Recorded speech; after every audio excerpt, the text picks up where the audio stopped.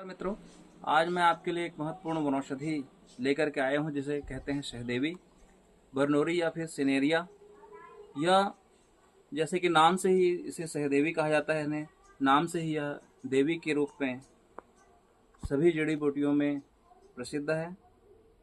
इसका उपयोग ज़्यादातर मन तंत्र के साथ साथ कई गंभीर बीमारियों में भी होता है। सामान्य खरपतवार की तरह दिखने वाला यह वनौषधि आपके खेत खलिहान से लेकर के जंगलों में और कई जगह पर मिलता है, पर इसमें यह जो प्रजाति है सहदेवी की, ये बहुत ही दुर्लभ प्रजाति है।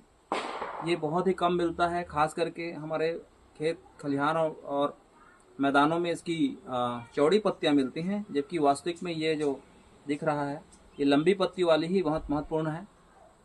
और इसका मूलतः उपयोग कई रोगों में होता है, खास करके बुखार, नींद न आने पर यदि हम इसके जड़ को दबा करके सो जाते हैं या फिर इसका एक छोटा पौधा अपने कमरे में रख लेते हैं लगा करके, तो आपको बहुत अच्छी नींद आती है।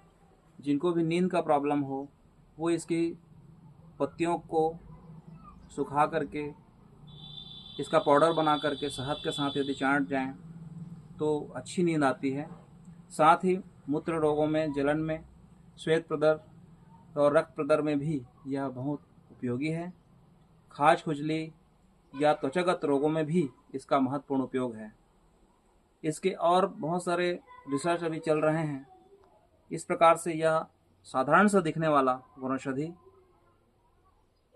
आपको जो है बहुत ही, इसका जो है यदि पसीना नहीं आ रहा है तो इसका यदि काढ़ा हम पिलाते हैं तो बहुत जल्द जो ज्वर का रोगी है उसको पसीना आता है और उससे उसका बुखार दूर होने लगता है, ज्वर का ताप दूर होने लगता है। साथ साथ अर्श या बवासीर में भी इसकी पत्तियों का रस या इसके पूरे पंचांग का स्वरस पिलाने से भी लाभ होता है। साथ ही साथ यह मूत्रल होने से, यदि पेशाब में जलन वगैरह है तो उसके लिए भी यह महत्वपूर्ण है। और मन तंत्र में जो इसका जो है तांत्रिक लोग जो हैं विशेष नक्षत्र में इसकी जड़ का इस्तेमाल अनेक प्रकार के साधना में, तंत्र साधना में भी करते हैं, इसलिए इसे देवी की उपमा दी जाती है और वनस्पतियों में इसे सहदेवी कहा जाता है। धन्यवाद।